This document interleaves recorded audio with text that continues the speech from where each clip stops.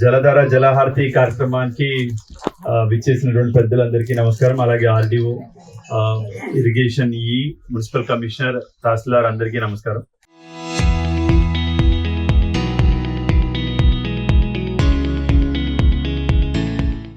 So గౌరవ ముఖ్యమంత్రి గారు ఇటీవల మనకి అనంతపూర్ జిల్లాలో జలధార జలహారతి కార్యక్రమం ప్రారంభించారు. మనందరం కూడా చూసాం ఈ కార్యక్రమాన్ని. సో గౌరవ ముఖ్యమంత్రి గారు ఎప్పుడు కూడా చాలా దురదృష్టితో రైతాంగానికి, సామాన్య ప్రజలకి అందరికీ కూడా నీటి లభ్యత ఉండాలి, వాటర్ సెక్యూరిటీ ఉండాలి అనే ఒక 10 సూత్రాల కార్యక్రమం తీసుకురావడం జరిగింది. దాంట్లో మెయిన్ కార్యక్రమం ఏంటంటే ఈ జలధార కార్యక్రమం. మనం దీనికి ఒక పేరు కూడా పెట్టుకున్నాం, మన పల్లె మన నీరు అని చెప్పి, మన ఊరు మన నీరు అనే ఒక కార్యక్రమం కూడా పెట్టుకున్నాం. ఎందుకు ఇది ఇంపార్టెంటో మీ అందరికీ తెలియాలి. ఎందుకంటే మన జిల్లాలో సగటున పడేటువంటి వర్షపాతం సంవత్సరానికి 550 మిల్లీమీటర్లు. అది కూడా లాస్ట్ ఇయర్ మనకి ఒక 3% తక్కువగా పడడం జరిగింది. మన జిల్లాలో ఉన్న మొత్తం మీడియం ఇరిగేషన్ ప్రాజెక్టులు 3, మైనర్ ఇరిగేషన్ చెరువులు 1180 ఉన్నాయి. 1180. అందులో ఇంచుమించుగా 50 చెరువులు నిండలేదు మనకి.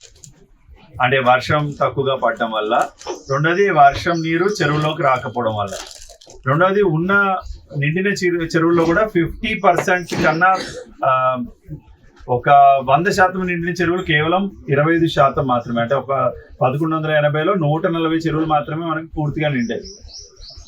సో మనకు ఉన్నటువంటి మెయిన్ వాటర్ సోర్స్ ఏంటంటే హంద్రీనీవా మనకి ఉన్నటువంటి మెయిన్ ఆధారం, జలాకి ఆధారం. అది మన గౌరవ ముఖ్యమంత్రి గారు అంటే ఆ ప్రోగ్రామ్ లో ఏంటంటే మనకి చెరువులు నింపాలనేది ఒక కార్యక్రమం కూడా ఉంది. సో అందులో భాగంగా మనకి 140 చెరువుల్ని మనం నింపుకోగలిగాం ఈ సంవత్సరం హంద్రీనీవా కాలువల ద్వారా. 208 టార్గెట్ పెట్టుకుంటే 140 చెరువుల్ని మనం నింపుకోగలిగాం. ఆ చెరువుల నుంచి మనకి ఇలాగా ధర్మవరం చెరువు కావచ్చు, చిత్రావతి కావచ్చు, అటువైపు కన్నా బేసిన్లు కానీ, చిత్రావతి బేసిన్లు కానీ, కొన్ని చెరువులు మనం కదిరి ఏరియాలో కానీ మనం నింపుకోవడం జరిగింది. అయితే ఈ జలధార కార్యక్రమంలో మనం మెయిన్ గా చేసేది ఏంటంటే ఈ చెరువులకి నీరు వచ్చేటువంటి ఈ ఫీడర్ ఛానల్స్ ఏవైతే ఉంటాయో అవన్నిటిని కూడా మనం రిపేర్ చేసుకుంటాం. అంటే జంగిల్ క్లియరెన్స్ ఉంటుంది. ఆ జంగిల్ క్లియరెన్స్ ని మనం అంతటిని కూడా తుమ్మ చెట్లు కావచ్చు, లేదంటే మట్టి పుడుకుపోవడం కావచ్చు, వాటన్నిటిని మనం ఓపెన్ చేస్తే చెరువులోకి సక్రమంగా నీరు చేరుతుంది. దాని నుంచి మనకి అక్కడ చుట్టుపక్కల ఉన్న బోర్లు కానీ, వ్యవసాయ బోర్లు కానీ, పశువులకి నీరు కానీ, మన భూగర్భ జలాలు కానీ పెరగడానికి అవకాశాలు ఉంది. సో ఇలా అన్ని చెరువులు కనుక, అంటే పక్కన ఉన్న అనంతపురం జిల్లాలో కేవలం 340 చెరువులు ఉన్నాయి. మన సత్య జిల్లాలో 1180 చెరువులు ఉన్నాయి. అయితే మనం వర్షపాతం బాగా వస్తే కనుక, ఎందుకంటే సబ్జెక్ట్ టు ది కండిషన్ మనకి మంచి రెయిన్ఫాల్ రావాలి.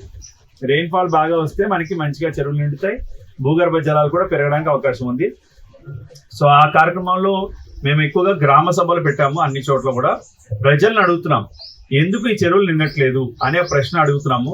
సో ప్రజలు చెప్తారు, సార్ అక్కడ మొరవ నుంచి నీరు లీక్ అయిపోతుంది, అక్కడ చెక్ డ్యామ్ కట్టాలి, అంతా కొండల్లోనే నీళ్లు ఉండిపోతున్నాయి.